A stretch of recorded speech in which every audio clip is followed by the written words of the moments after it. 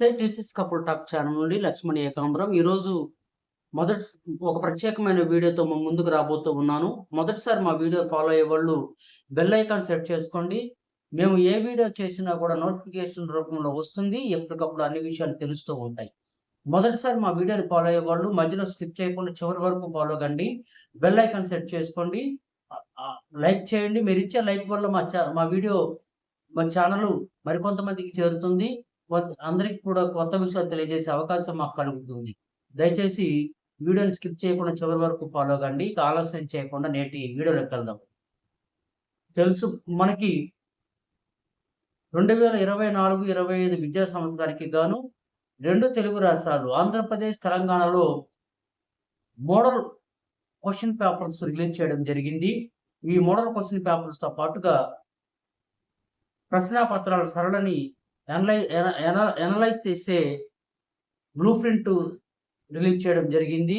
ఈ బ్లూ ప్రింట్‌ని అవగాహన చేసుకోవడం ద్వారా విద్యార్థులు సరైన క్రమశిక్షణతో ప్రణాళికాబద్ధకంగా చదివినట్లయితే ఏ లెసన్ మీద ఎక్కువ కాన్సంట్రేషన్ చేయాలి, ఎలాంటి ప్రశ్నలు వస్తా ఉన్నాయి అనే అవగాహన కలిగించుకోవడం ద్వారా 2024, 25 విద్యా సంవత్సరంలో అత్యున్నతమైన మార్కులు సాధించడానికి అవకాశం ఉంటుంది.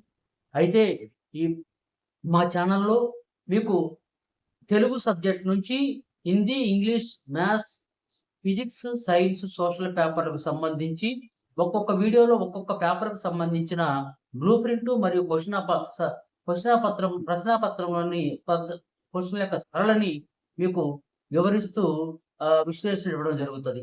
దయచేసి విద్యార్థులందరూ కూడా చక్కని ఈ అవకాశాన్ని వినియోగించుకోవాల్సిందిగా అభ్యర్థిస్తూ ఇక ఆలస్యం చేయకుండా నేడు తెలుగు క్వెషన్ పేపర్ మీద మీకు ఎనాలిసిస్ ఇవ్వబోతూ ఉన్నాను.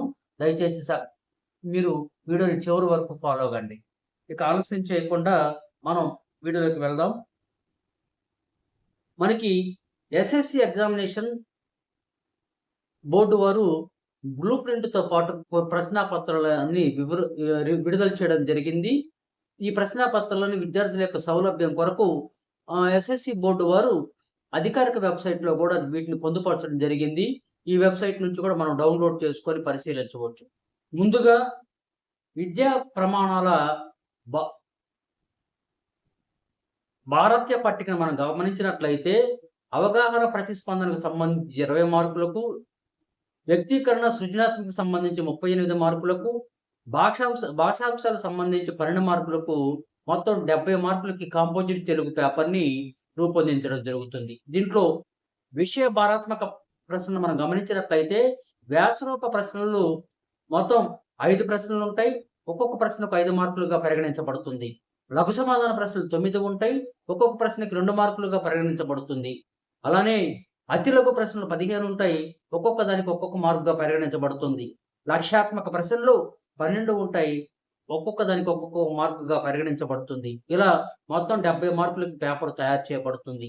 ఇక విషయ భారాత్మక పట్టికను పరిశీలించినట్లయితే పద్య భాగం నుంచి 19 మార్కులకి, గద్య భాగం నుంచి 23 మార్కులకి, ఉపవాచకం నుంచి 16 మార్కులకి, భాషాంశాల నుంచి 12 మార్కులకి పేపర్ రూపొందించబడుతుంది. దీనిలో సులభతరమైన ప్రశ్నలు 20 ఉంటాయి. సాధారణ ప్రశ్నలు 35 మార్కులకు, కఠినతరమైన ప్రశ్నలు 15 మార్కులకు, మొత్తం 70 మార్కులకి విద్యార్థులకు రూపొందించబడుతుంది.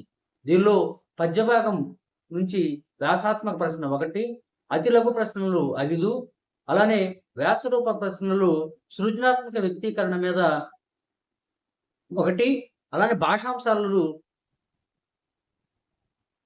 2, భాషాంశాలకు సంబంధించి 2 వ్యాస ప్రశ్నలు, లఘు ప్రశ్నలు 2, అతి లఘు ప్రశ్నలు 1గా ఉంటాయి.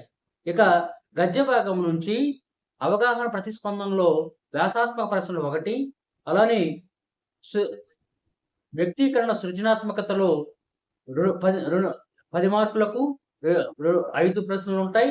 అలానే అతి లఘు ప్రశ్నలు 5, తర్వాత లఘు ప్రశ్నలు 4గా ఉంటాయి. ఒక ఉపవాచకం నుంచి వ్యాసాత్మక ప్రశ్న 1 ఉంటుంది. తర్వాత వ్యక్తీకరణ ప్రశ్నలు 1 ఉంటది. ఇలా బ్లూ ప్రింట్‌లో మొత్తం అవగాహన ప్రతిస్పందన 20 మార్కులకి, వ్యక్తీకరణ సృజనాత్మక 38 మార్కులకి, భాషాంశాలు 12 మార్కులకిగా విభజించబడుతుంది. ఇక ప్రశ్నల సరళిని మనం గమనించినట్లయితే భాషాంశాల్లో ముఖ్యంగా ఏకపద ఏకపద జవాబులు, బహుళైచ్ఛిక ప్రశ్నలు, వ్యాసరూప ప్రశ్నలుంటాయి. దీనిలో ఏక ఏకపద జవాబుల కింద అర్థాలు, ప్రత్యర్థార్థాలు, పర్యాయ పదాలు, నానార్థాలు, ప్రకృతి వికృతులు, సంధి సమాసాలు, ఏ రకమైన సంక్లిష్ట వాక్యము గుర్తించుట మొదలుగునవి ఉంటాయి. ఇక బహుళైచ్ఛిక ప్రశ్నల కింద అలంకారాలు, గణాలను గుర్తించటం ఉంటుంది. ఇక వాక్య రూప ప్రశ్నల కింద సొంత వాక్యాలు ఉంటాయి. ఇక అవగాహన ప్రతిస్పందనలో పద్య పూరణ మరియు ప్రతిపదార్థము, భావము, నక్షత్రం గుర్తు గల పద్యాలను బాగా విద్యార్థులు పఠించాల్సి ఉంటుంది. అలానే అపరిచిత పద్యం అంటే సుమతి పద్యాలు గాని, వేమన పద్యాలు గాని, కుమార శతకం గాని మొదలైన పద్యాలను ఇచ్చి దాని భావం రాయమని అడగడం జరుగుతుంది. అపరిచిత గద్యం నుంచి కూడా సరళ వ్యవహారిక భాషలో పారాగ్రాఫ్ ఇచ్చి క్వశ్చన్లు రాయమంటారు. రామాయణం నుండి 5 వాక్యాలు ఉన్న పారాగ్రాఫ్ ఇచ్చి ఆన్సర్లు రాయమంటారు. ఇక లఘు ప్రశ్నలు మనం చూసినట్లయితే 18 మార్కులకు ఉంటుంది. దీంట్లో పద్య భాగం నుంచి కవి పరిచయము, పద్య భాగం నుంచి ప్రక్రియలు, గద్య భాగం నుంచి కవి పరిచయము, గద్య భాగం నుంచి ప్రక్రియలు అడగడానికి అవకాశం ఉంటుంది. ఇక క్వశ్చన్ నంబర్ 12, 13 గద్య భాగం నుండి లఘు ప్రశ్నలు 2 ఉంటాయి. 14, 16 ఉపవాచకం నుండి లఘు ప్రశ్నలు 3 ఉంటాయి. 17, 20 మధ్య 20 పద్య భాగం, గద్య భాగం, రామాయణము గాని వ్యాసరూప సృజనాత్మక అంశాల మీద మీకు క్వశ్చన్లు ఇవ్వడం జరుగుతుంది. ఇక మనకి క్వశ్చన్ పేపర్ యొక్క సరళిని మనం ఒకసారి గమనించినట్లయితే